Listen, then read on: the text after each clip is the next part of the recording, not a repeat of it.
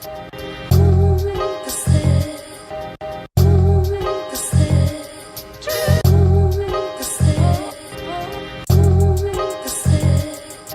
guys, welcome back to another episode. Today I'm going to be showing you guys the coilover system that I decided to put into my BMW M3. It's a Solo Werks S1 kit. Heard a lot of good things about this company.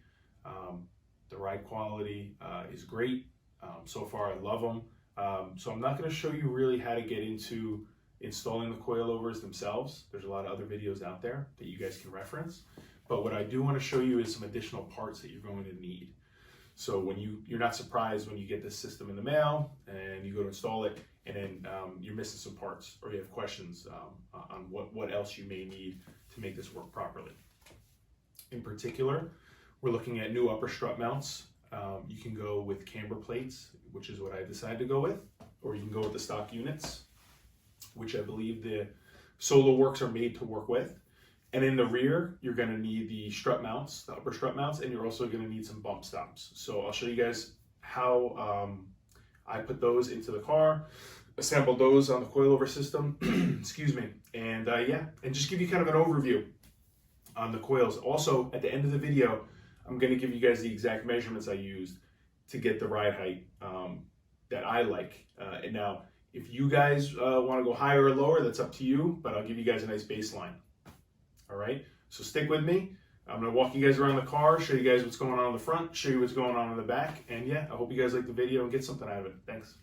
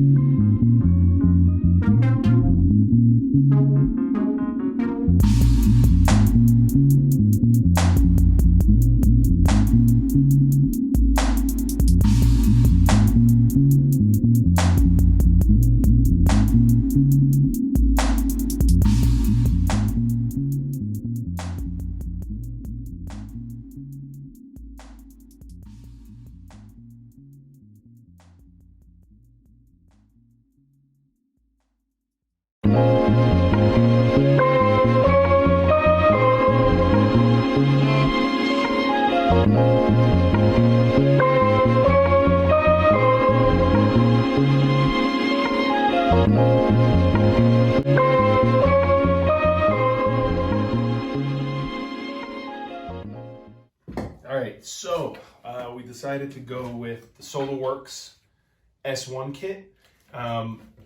Let's be honest, first reason is price. I got a smoking deal off eBay, best offer. They're brand new with a warranty and had a $75 holiday rebate.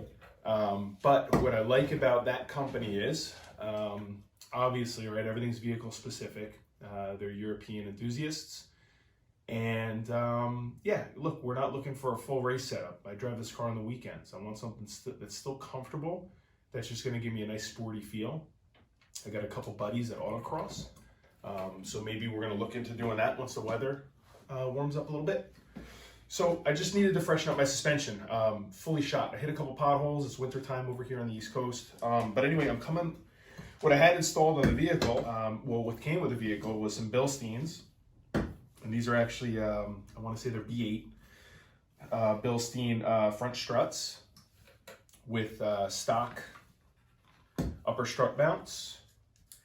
And it had cut springs on it. I was wondering why the front was always sitting so low. But, you know, what are you going to do? We got a cheap BMW M3. This is kind of what you expect and what you get. So we're going to be swapping these out. Although the struts are still in good shape, I think we're really just getting a junk ride with a little bit of the bounce because these cut springs, which is a shame. But what I also opted for, and this is going back to what I told you guys in the beginning of the video, where you're going to have to figure out what you need. There's a couple other options you can go with, some additional parts. So rather than using the traditional fixed upper strut mount, which gives us a little bit of negative camber and some caster, we want some eBay fully adjustables. And I have a whole video on how to set those up with your coilover system if you want to go that route. It's essentially the same as if you get something higher end, although the eBay cheapies aren't really made for a specific coilover system. They're more generic, so you have to adapt them and make them work. So anyway, so like I said, these are coming out. We decided to go with the pillow ball eBay camber plates up top on our new coilover system. And you're gonna need some wheel spacers because the inside of your wheel, even if you have a stock configuration with the wheel and the offset and at stock tire size, you know, I can only speak on the M3 now, you're gonna rub the coil over. We're gonna cut to a clip of that, I'll show you that. And what we did is we decided to go with these KSP 12mm spacers, okay, hub centric.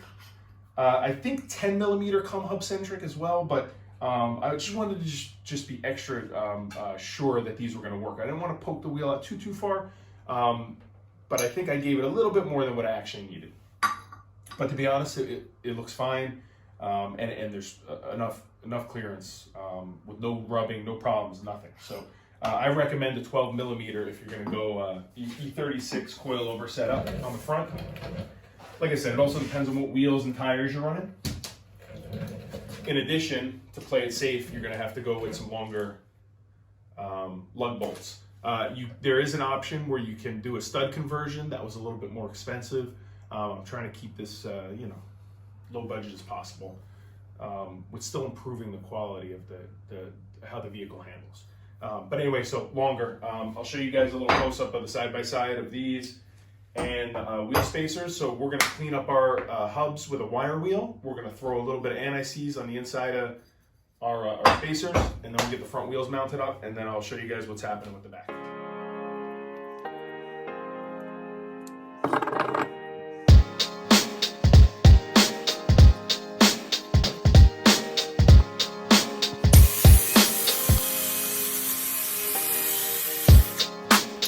Alright, now that we have our wheel spacers installed, I'm going to show you guys what the coilovers look like mounted in the front.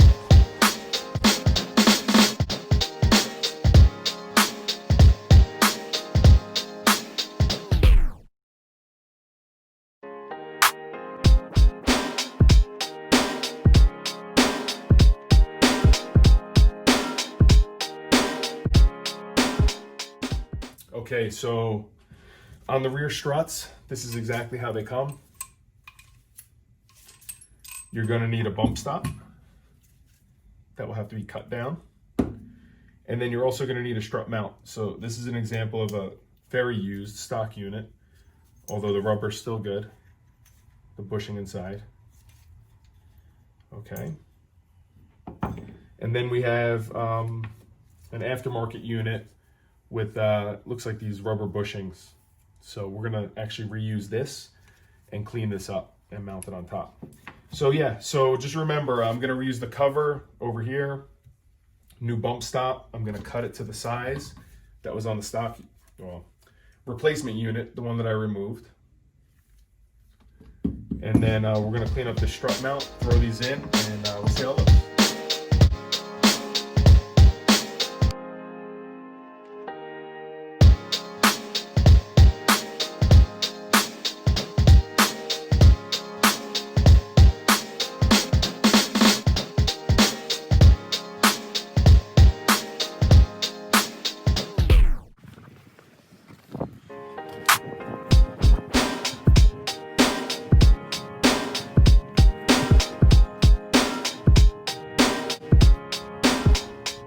Getting the rear tire back on, test fitted our long extended lug nuts or wheel studs or lug bolts.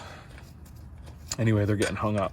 They're too long. So if you don't have spacers in the back, save these for a rainy day for when you do get spacers in the back. But for now, we're going to use the stock lugs. All right, guys, that's going to do it for this video. So just remember that you're going to have to go with whatever your preference is for the top of your coilovers for your upper strut mount. It can be stock, or you can go with the pillow ball, the higher end. You can go all the way down to the eBay. I'm trying out these ones that cost $35. If they don't work out, I put on the stocks. And yeah, the back, you're gonna need bump stops. You can reuse the dust covers on the shocks from your old shocks. Just throw them on the new ones. And before we close the video, I wanna show you guys exactly how you have to set your coils so you get the ride height that I'm sitting at now, if you like it. And then at least you can use it as a baseline. If you wanna go higher or lower, you know that you have to make some minor tweaks. But yeah, so guys, thank you so much for watching. If you haven't already, please hit that subscribe button, give me a comment, give me a thumbs up, and I hope you enjoyed the video. And we're going to close out with the measurements that we got for the front and the back, passenger and driver side. All right, guys, see you next time. Thanks. Okay, so before I give you guys the numbers, I just want to show you exactly where I measured from. If you guys want the same look, you guys know where to measure from. I use a set of calipers to help me out with this. Now, the way I measured on the front struts is starting from the bottom. Here is the threaded portion. And then we're going to measure up to the lower spring perch, which is the adjustable ring that you have. That's going to be your upper adjustable ring, not your lock ring. So from the threaded area here to the bottom of your perch. And like I said, we just use the calipers to measure that. Now, on the rear, a little bit different. Your adjustment's going to be from the top down. And so I measure from the aluminum base right here, and then I measure to the top of this lock ring. And that's the numbers that I'm going to give you guys now.